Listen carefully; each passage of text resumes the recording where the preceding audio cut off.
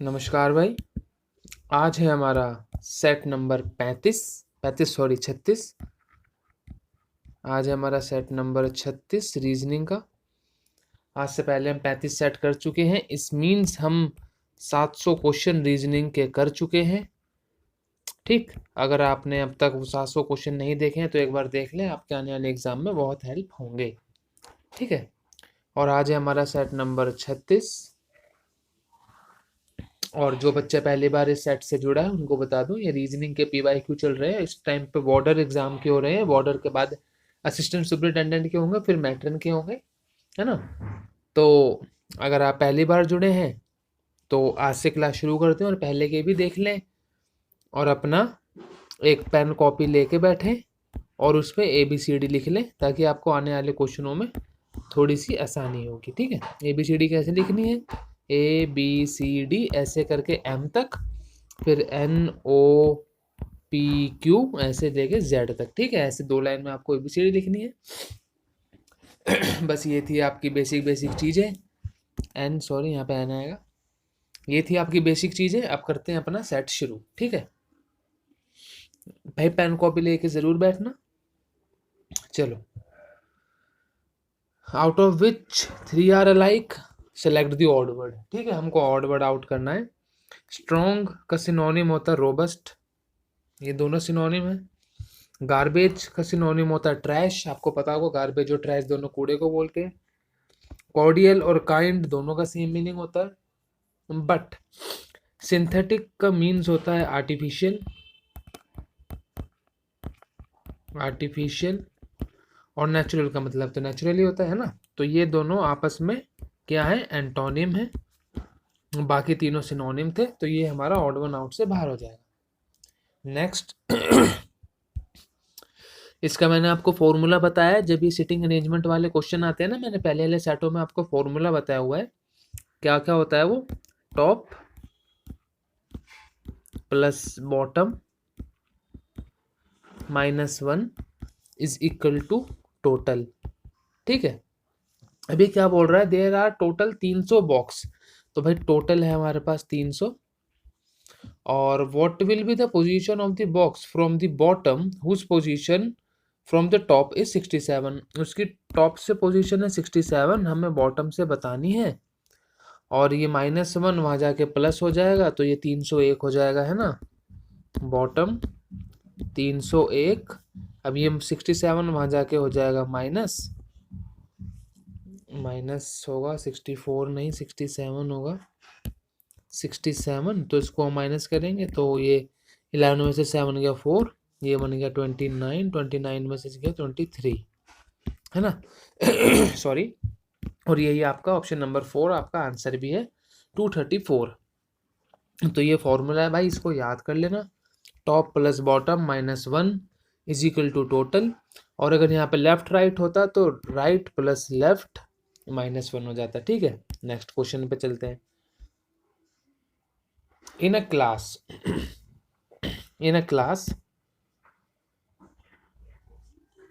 20th Kiara ranks 20th from the top. जो क्यारा है वो टॉप से 20 पे है। Aarush ranks 28 from the bottom, Aarush 28 से बॉटम में है।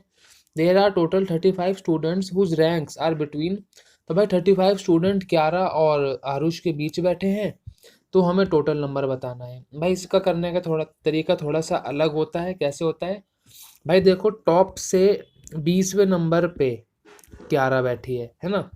बॉटम से 28वें नंबर पे आरुष बैठा है, और इनके बीच में 35 बच्चे बैठे हैं, है ना। तो 28 बच्चे ये हो गए, 35 बच्चे ये हो गए, 20 बच्चे ये हो गए। इन तीनों को जोड़ दो, आपके टोटल बच्चे आ जाएंगे 48 + 35 इज इक्वल टू 183, है ना। आ गए भाई आपके टोटल बच्चे। इसमें हमको कुछ प्लस माइनस नहीं करना होता, सिंपल सबको ऐड कर देंगे तो हमारा आंसर आ जाएगा। इसको बच्चे तुक्के से भी कर लेते हैं, है ना। ये क्वेश्चन मैं आपको होमवर्क देता हूँ, इसमें कुछ नहीं है। सिनोनिम एंटोनिम सिनोनिम का क्वेश्चन है। एंटोनिम सिनोनिम कह रहा हूँ, सिंपल साइंस का क्वेश्चन है, मतलब वो चीज़ इससे रिलेटेड है, स्ट्रिंग गिटार से रिलेटेड है ना। आपको इसका आंसर तो पता ही चल गया, बट आपको इसका लॉजिक बताना है मुझे, इसका लॉजिक क्या होगा, ठीक है। क्वेश्चन नंबर 4 लिख के इसका मेरे को आप रीजन बताना ऑप्शन में, ठीक है भाई। चलो नेक्स्ट, इजी सा ही क्वेश्चन है। और पिछले सेट में मैंने लास्ट क्वेश्चन होमवर्क में पूछा था, जो कि बहुत ही अच्छे लेवल का क्वेश्चन था, 2 बच्चों ने उनका आंसर दिया है, उन दोनों को बहुत बहुत बधाई भाई, आप बहुत अच्छी राह पे हो। बहुत जल्दी आपको सिलेक्शन देखने को मिलेगा आपका, ठीक है। जिन्होंने किया है उनको पता होगा मैं किसके लिए बोल रहा हूँ, क्योंकि वो इस सेट को भी देख रहे होंगे। अब करते हैं अपना question number 5। Wind is coded as इतना, डब्लू को वाई कोड किया है, मतलब एक्स छोड़ के, डब्लू से एक छोड़ के वाई है, एस से एक छोड़ के, टी छोड़ के यू है, तो भाई सी से एक छोड़ के क्या होगा, A B C D E, ई होगा, तो जी कैंसिल हो गया, 3 में है। अब आई से एक छोड़ के जे छोड़ के के है, तो जे, ए से एक छोड़ के बी छोड़ के सी होगा, सी इसमें नहीं है। अब 2 में सी है, अब हम थर्ड देखेंगे, एन से पी, और इसी प्रकार हमारा के से एम, तो एम किस में है हमारा ऑप्शन नंबर 3 में, तो हमारा ऑप्शन नंबर 3 हो जाएगा, ठीक, ठीक है। चलो नेक्स्ट, ये देख लो भाई, ABCD की आपको बहुत ज़रूरत पड़ेगी, अगर आपने अब तक नहीं लिखी है तो भाई लिख लें, ठीक है। डी से एक छोड़ोगे आप ई, तो आ जाएगा एफ, एफ से 2 छोड़ोगे जी एच, तो आ जाएगा आई, आई से एक छोड़ोगे तो आ जाएगा के से 2 छोड़ोगे एल एम, तो आ जाएगा एन, एन से एक छोड़ोगे तो आ जाएगा पी, पी से 2 छोड़ोगे तो आ जाएगा एस। तो भाई इसमें एक में +1 हो रहा है, अगले में +2 हो रहा है, फिर +1 हो रहा है, फिर +2 हो रहा है, ठीक है। तो ये आपकी सीरीज फॉलो हो रही है, और इस सीरीज को फॉलो करते हुए इस यहाँ पे ब्लैंक्स पे आएगा एन, ठीक है। नेक्स्ट चलते हैं, 5 पीपल, 5 पीपल आरुष, अभय, अहान, अर्नाव और Anchal are sitting around a circular table facing away from the centre. अब इसमें ये गौर करने वाली बात है कि facing away from the centre, तो वो सेंटर की तरफ फेस नहीं कर रहे हैं, उनका फेस है बाहर की तरफ, ठीक है। तो ये गोला बना दिया, 5 आदमी बिठा दो, 1 2 3 4 5, 5 आदमी बैठ गए हैं आपके, ठीक है। Arnav is sitting the immediate right of Ahaan, तो पहले अहान को बिठा दो, यहाँ बैठ गए आपके अहान। और अगर ये सेंटर की तरफ देख रहे होते तो जो इनका राइट, जो हमारा राइट है वही हमारा राइट होता, जो हमारा लेफ्ट है वही इनका लेफ्ट होता, बट अब ये अवे फ्रॉम सेंटर देख रहे हैं तो सब कुछ उल्टा हो जाएगा, ठीक है। तो अहान का राइट क्या हो जाएगा, अहान का राइट हो जाएगा ये वाला इस side, Arnab is sitting the immediate right, तो अर्नब बैठे हैं आपके यहाँ पे, ठीक है, क्योंकि ये अवे फ्रॉम सेंटर है। Anchal sits adjacent to Abhay and Arnab, तो जो आंचल है वो अर्नव और अभय के बीच में बैठी है, तो आंचल यहाँ बैठी होगी और इस अर्नव और अभय के बीच, ठीक है। Who sits to the immediate left of Ahaan, immediate left of Ahaan कौन बैठा है, हमें देखना पड़ेगा कौन बच गया, आरुष, आरुष बच गया ना, आरुष को कहीं नहीं बिठाया हमने, तो भाई आरुष बैठेगा यहाँ, और इसका आंसर भी हो जाएगा हमारा आरुष, ठीक है, option number 2 Aarush. Next,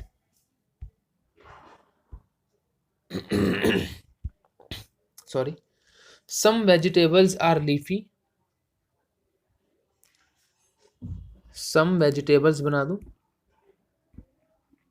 some vegetables are leafy, ठीक। No leafy thing is tasteless, no leafy thing is tasteless, all tasteless things are green, all tasteless thing are green, ठीक है, ये इसका चार्ट बनेगा। Some tasteless things are not vegetable, some tasteless things are not vegetable, भाई हमें इसके बारे में क्वेश्चन ने भी कुछ नहीं कहा है और हम अपने मन से भी कुछ नहीं मानेंगे, तो ये नहीं फॉलो हो रहा। No leafy thing is green, कोई लीफी थिंग इज ग्रीन नहीं है, तो ये हमें दिख भी रहा है और क्वेश्चन ने भी कुछ नहीं बोला, तो हम इसे भी नहीं मानेंगे, तो इसमें हमारा नीदर 1 और कंक्लूजन 2 फॉलो होगा, ठीक है, नीदर 1 और 2। भाई ऐसे क्वेश्चनों में जब तक क्वेश्चन खुद कुछ ना बोल देना स्टेटमेंट में, आपको अपनी तरफ से अजम्पशन नहीं लेने हैं, चाहे वो आपको दिख भी रहा हो कि ये चीज इसमें नहीं हो रही, फिर भी आपको अपनी तरफ से अजम्पशन नहीं मानना जब तक वो स्टेटमेंट में गिवन ना कर दे, ठीक है। इसी वजह से इन क्वेश्चन में बच्चे फंसते हैं। ये देखो फिर सेम क्वेश्चन आया आपका वही, no reptiles are amphibian, some amphibians are frog, some amphibians are frog, ठीक है।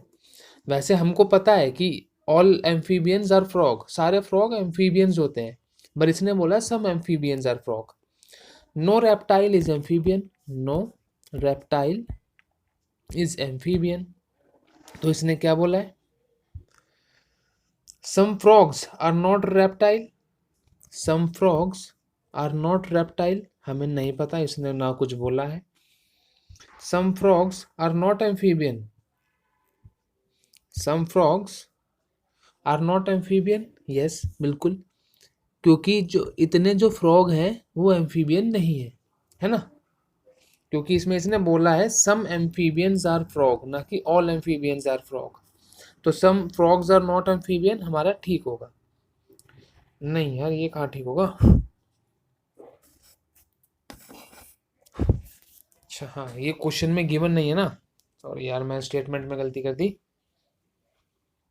Some frogs are not reptile होगा, क्योंकि जो एम्फीबियंस हैं आपके वो रेप्टाइल नहीं है, और कुछ फ्रॉग भी आपके एम्फीबियन है, इसलिए सम फ्रॉग्स आपके रेप्टाइल नहीं होंगे। हाँ सम फ्रॉग्स आर नॉट एम्फीबियन, ये हमें क्वेश्चन में कोई गिवन नहीं है, इसलिए हमारा सिर्फ और सिर्फ क्वेश्चन कंक्लूजन 1 फॉलो होगा, ठीक है।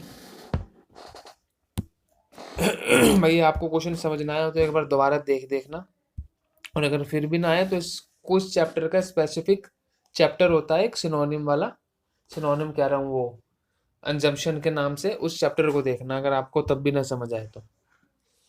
किक को कैसे किया है इसने,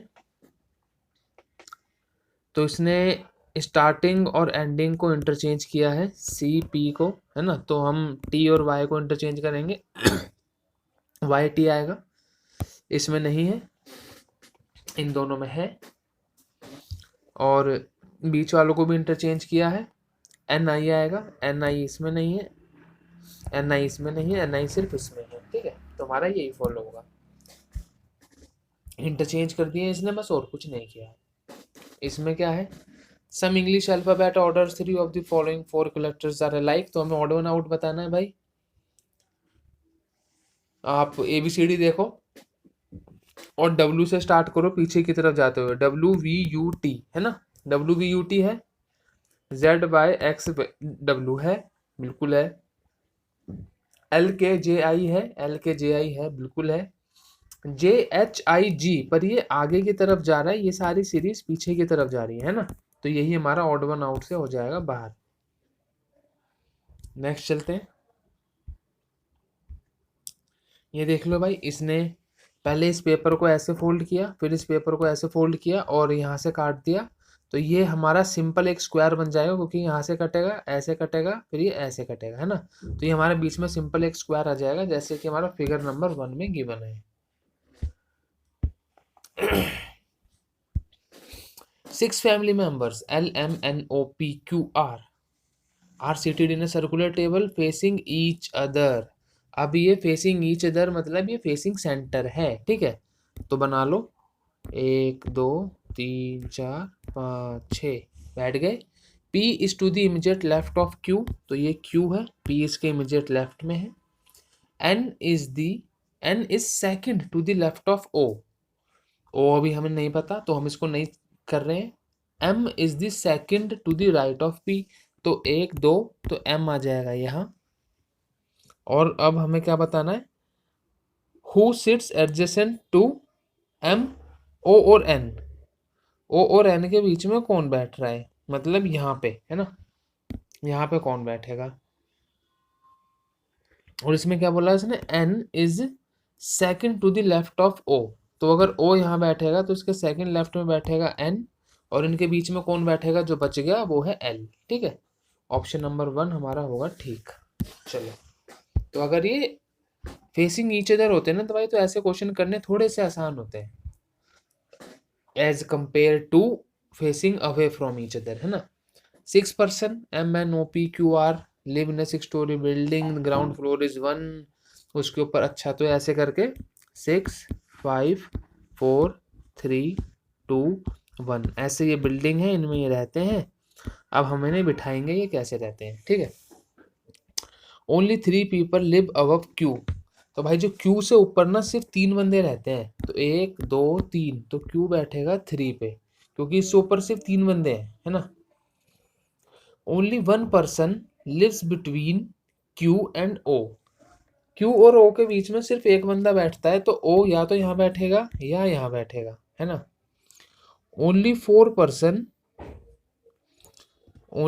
person lives between O and N, तो अगर ओ ऊपर बैठता है तो 1 2 3 4, तो एन के तो नीचे बैठने की जगह ही नहीं बची, तो इसलिए ओ को नीचे ही बैठना पड़ेगा, क्योंकि ओ और एन के बीच में 4 बंदों का गैप है।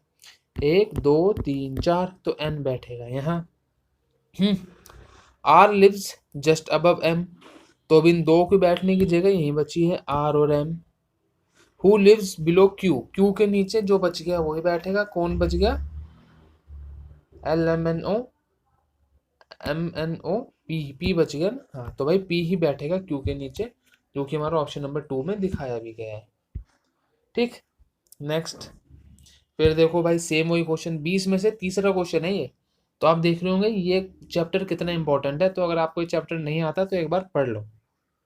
सम books are mysteries, some books are mysteries, all mysteries are intriguing, all mysteries are intriguing, some intriguing things are complex, some intriguing things are complex, तो ये इसका भाई पाई चार्ट बनेगा, पाई चार्ट मतलब ये इसका डायग्राम वगैरह बनेगा, ठीक है।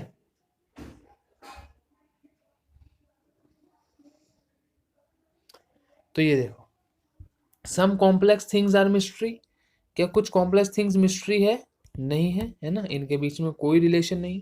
सम books are intriguing, some books are intriguing, yes बिल्कुल, तो ऑप्शन नंबर 2 फॉलो होगा, सिर्फ ओनली कंक्लूजन 2 फॉलो, ठीक है। नेक्स्ट चलते हैं। 7 friends GHIJKLM are sitting around a circular table facing away from center, ओहो, एक तो अवे फ्रॉम सेंटर है और ऊपर से 7 आदमी है भाई, तो ये क्वेश्चन थोड़ा सा टाइम टेकिंग होने वाला है। सर्कल 1 2 3 4 5 6 7, 7 आदमी हो गए। J and K are not adjacent to each other, J and K साथ में नहीं बैठेंगे। L is sitting adjacent to both M और एच, एल एम और एच के बीच में बैठेगा। G is sitting immediate left of M, तो भाई एम को यहाँ बिठा दो और इसके जी को उसके इमीडिएट लेफ्ट में बिठा दो, ठीक है। I is sitting to the immediate right of J, अब हमें आई जे भी नहीं पता, अब हमें पर हमें ये पता है L is sitting adjacent to both M and H, तो जो एल है वो एम और एच के बीच बैठेगा, तो 4 बंदे तो बैठ गए साथ में से, है ना। And I is to the immediate right of J, तो जो आई है वो इमीडिएट राइट है J K, and J and K are not sitting adjacent to each other, J and K एक साथ नहीं बैठे हैं, तो जे एंड के यहाँ पे और यहाँ पे बैठेंगे, और जे के राइट में आई बैठा है, तो जे को यहीं बैठना होगा, ठीक है, जे को यहीं बैठना होगा और के को यहाँ बैठना होगा। तो ये ऐसे ये बैठे हैं, उसने पूछा क्या है, who is sitting the immediate left of G, immediate left of G में हमारा कौन बैठा है, के, ये जी है, सामने की तरफ फेसिंग है, लेफ्ट में आएगा के, है ना, ऑप्शन नंबर 4 के। Next question, find the wrong term in the following series, wrong term हमें इसमें बताना है क्या है, एम एच, एम से ओ गए, एम से ओ गए एक छोड़ के, ओ से क्यू आना चाहिए था वैसे तो, क्यू से एस एक छोड़ के, एस से यू एक छोड़ के, तो भाई आर एल ही गलत है, आर एल ही गलत है, क्योंकि इसमें उन्होंने सीरीज फॉलो नहीं हुई है, ठीक है। चलो नेक्स्ट, अब ये देख लो भाई, which of the following number complete the series, 16 14 12, अगला 10 आना चाहिए, फिर 8 आएगा, तो भाई 10 वाले 2 हैं, इन दोनों को काट दो, है ना। फिर आर टी आर से एक छोड़ के टी, टी से एक छोड़ के वी, वी से एक छोड़ के आएगा एक्स, एक्स भी दोनों में है। अब नेक्स्ट देखो एस, एस से एक छोड़ के यू, यू से एक छोड़ के डब्ल्यू, डब्ल्यू से एक छोड़ के आएगा आपका वाई। तो ऑप्शन नंबर 2 10xy हो जाएगा बिल्कुल ठीक। Next, 3 of the following 4 groups are alike in a certain way, find the odd one out। भाई odd one out बताना है हमें। इन सब में देखो क्या कॉमन है, के ऐसे लिखते, ओके ऐसे लिखते हैं, इसने यहाँ पे मिरर रख के इसको उल्टा कर दिया है। जे ऐसे लिखते हैं, यहाँ मिरर रख के उल्टा कर दिया है ना। और आर भी आपको पता है ऐसे लिखते हैं, यहाँ मिरर रख के उल्टा कर दिया है। और वाई के सीन में ऐसा नहीं है, वाई को हम ऐसे ही लिखते हैं, यहाँ मिरर करोगे ये तब भी ऐसे ही लिखा जाएगा, इसने वाई को भाई उल्टा कर दिया है ना। तो हमारा ये ऑड वन आउट से हो जाएगा बाहर। नेक्स्ट ये देखो, odd one out, adaptable, adaptable chameleon, chameleon मतलब होता है वो गिरगिट जो रंग बदलता है ना, तो वो अपना रंग बदल लेता है, अडॉप्ट कर लेता है, ये इसकी क्वालिटी है। डॉग की क्वालिटी क्या है, लॉयल्टी, लॉयल होता है डॉग है ना। फॉक्स की क्वालिटी क्या है, कनिंग, कनिंग मतलब चालाक, वेरी चालाक ब्रो है ना, चालाक होती है। चालाक बन गया ना यार, ये मेरे ख्याल आगा डंडा नहीं आएगा, ये वाला है ना चालाक। तो पर एलिफेंट, क्या एलिफेंट वीक होता है भाई, क्या एलिफेंट वीक होता है, नहीं यार एलिफेंट तो स्ट्रांग होता है। तो ये क्वालिटी गलत इसने दी हुई है एलिफेंट की, तो यही हमारा ऑड वन आउट से हो जाएगा बाहर। तो भाई इसी के साथ हमारे रीजनिंग के ये 20 क्वेश्चन भी होते हैं खत्म, ठीक है। अब मैं आपको मिलूंगा कल दूसरे 20 क्वेश्चनों के साथ। इतने अपना ध्यान रखें, पढ़ते रहें, स्वस्थ रहें। जय राम जी की।